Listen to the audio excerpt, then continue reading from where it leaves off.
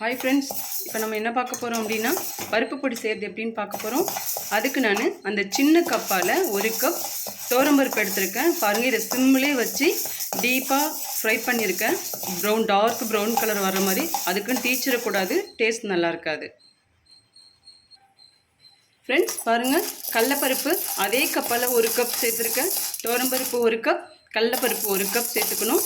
அதில் 1/2 கப் உளுந்து, அதுலேயும் 1/4 கப்பு பைத்தம்பருப்பு எடுத்துக்கணும். எடுத்து நம்ம ஃப்ரை பண்ணி அரைக்கலாம். பாருங்கள், இதை நான் நல்லா ஃப்ரை பண்ணிவிட்டு உங்களுக்கு காட்டுறேன். இப்போ இது கூடவே நம்ம உளுந்தும் மிளகாவும் ஆட் பண்ணணும். நான் ஆட் பண்ணிவிட்டு உங்களுக்கு காட்டுறேன்.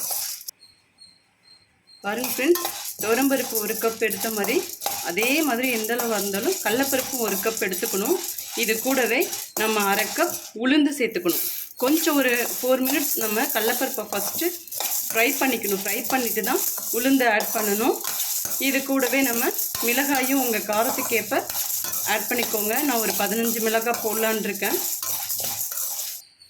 பாருங்கள் ஃப்ரெண்ட்ஸ், உளுந்து ஆட் பண்ணி ஃப்ரை பண்ணிகிட்டே இருக்கும்போது நான் இதில் மிளகாவும் ஆட் பண்ணிக்கிறேன். இது மூணுத்தையும் நல்லா டார்க் ப்ரௌன் தீஞ்சிடாமல் நல்லா டார்க் ப்ரௌன் வர்ற வரைக்கும் வறுத்து எடுத்துக்கோங்க. நான் வறுத்து எடுத்துகிட்டு உங்களுக்கு அடுத்ததை ஃப்ரை பண்ணும்போது காட்டுறேன்.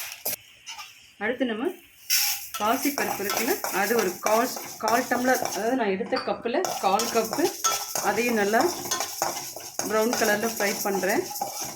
இதுக்கப்புறம் பொட்டுக்கடலை 1/4 கப்பு, அதையும் கொஞ்சம் ஃப்ரை பண்ணிக்கணும். பொட்டுக்கடலை நமக்கு சாஃப்ட்னஸ் கொடுக்கும், பச்சைப்பயிறு ருசி கொடுக்கும். பாருங்கள் ஃப்ரெண்ட்ஸ், இப்போ பொட்டுக்கடலை 1/2 கப் ஃப்ரை பண்ணுறேன். நாம் அடுத்து ஃப்ரை பண்ண போகிறது பூண்டு. அதுக்கு நான் கொஞ்சோண்டு ஒரு 1/2 ஸ்பூன் நெய் சேர்த்து அதில் பூண்டை ஃப்ரை பண்ண போகிறேன். உங்கள் குவான்டிட்டிக்கு தகுந்த மாதிரி பூண்டு ஆட் பண்ணிக்கோங்க. நான் ஒரு 5-6 பல்லு தான் எடுத்திருக்கேன். நல்லா ஒரு கிறிஸ்பியாக வர்ற அளவுக்கு பூண்டை ஃப்ரை பண்ணிக்கோங்க. பாருங்கள் ஃப்ரெண்ட்ஸ், நான் கருவேப்பிலையை ஃப்ரை பண்ணி ஆட் பண்ணிக்கலான்ட்டு ஒரு பிடி கருவேப்பிலை, ஒரு பிடியில் ஒரு கொத்து கருவேப்பிலை போட்டிருக்கேன். நான் கூட கொத்தமல்லி தலையும் போட்டிருக்கேன் ஃப்ளேவருக்காக. இதையும் நல்லா ஃப்ரை பண்ணிவிட்டேன். ஆட் பண்ணிவிட்டு உங்கள்கிட்ட நான் காட்டுறேன். பாருங்கள் ஃப்ரெண்ட்ஸ், எல்லாத்தையுமே நான் நல்லா ஃப்ரை பண்ணி வச்சுருக்கேன். இது கூடவே இங்கே பாருங்கள், 1/2 ஸ்பூன் அளவுக்கு நான் பெருங்காயம் எடுத்துக்கிட்டேன். தேவையான அளவுக்கு உப்பு ஆட் பண்ணிக்கோங்க. உங்களுக்கு எவ்வளோ தேவையோ அவ்வளோ ஆட் பண்ணிக்கோங்க.